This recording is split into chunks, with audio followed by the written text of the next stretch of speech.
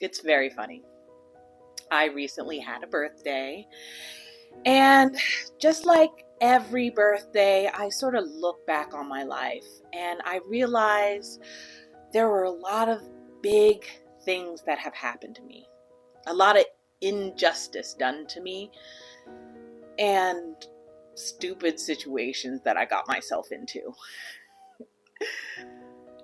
And I find it very funny in talking to other people and friends when I tell them about these situations.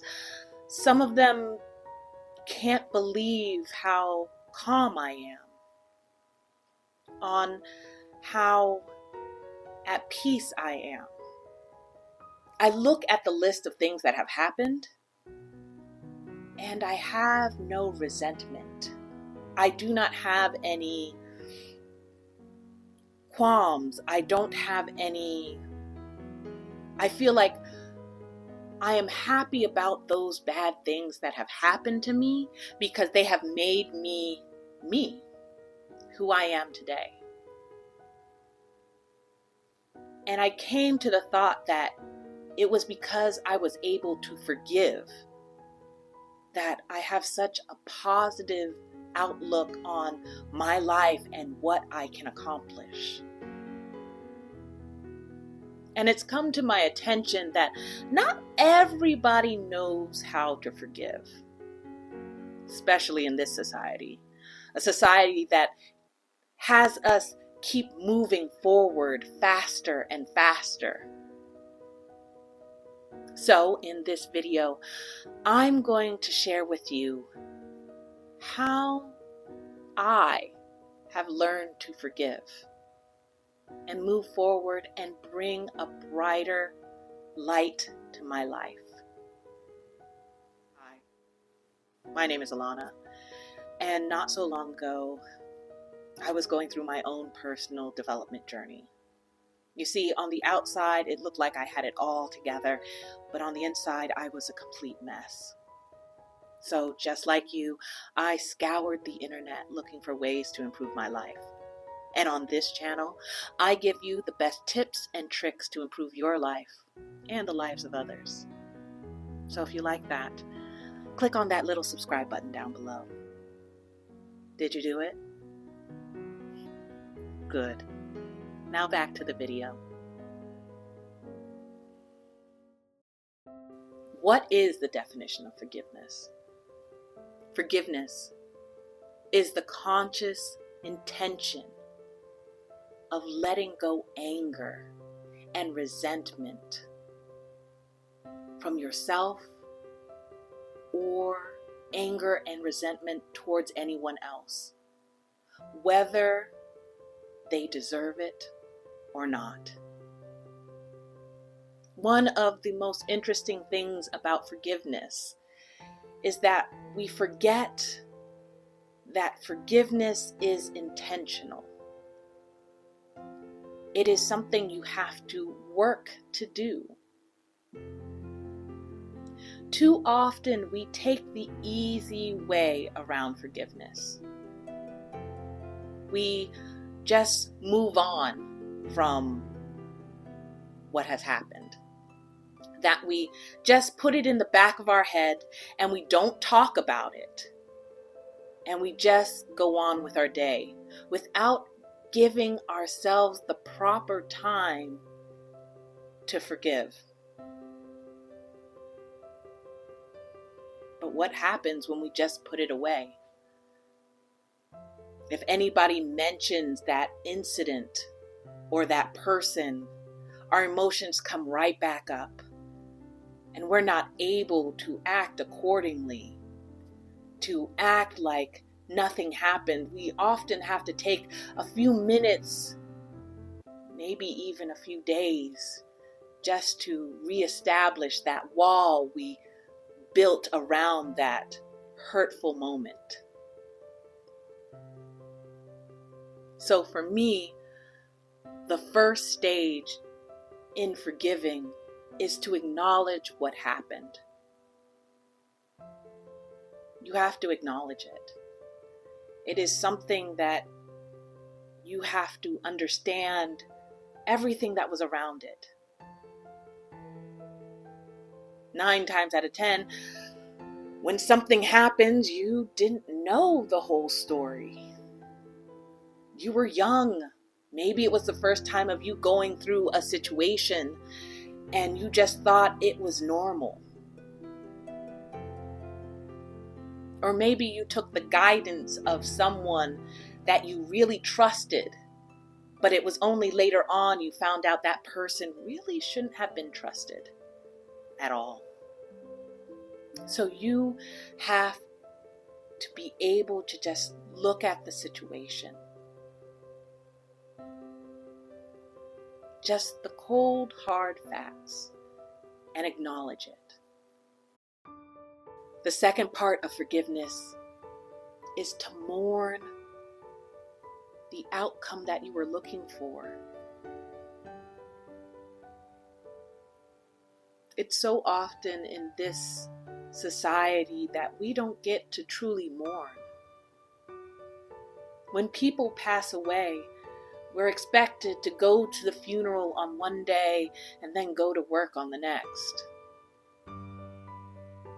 And that we don't have a chance to truly mourn what could have been. Mourning can take a few days, a few weeks, a few months.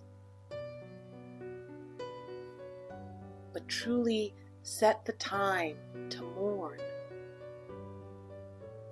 You went into that situation, you went into that relationship wanting a certain outcome, and that outcome didn't happen. Take time to mourn that outcome that never came to be. And the third part is probably the more difficult part. You have to accept how that moment has made you the person you are today, with no judgment. It can't be something that you hate about yourself.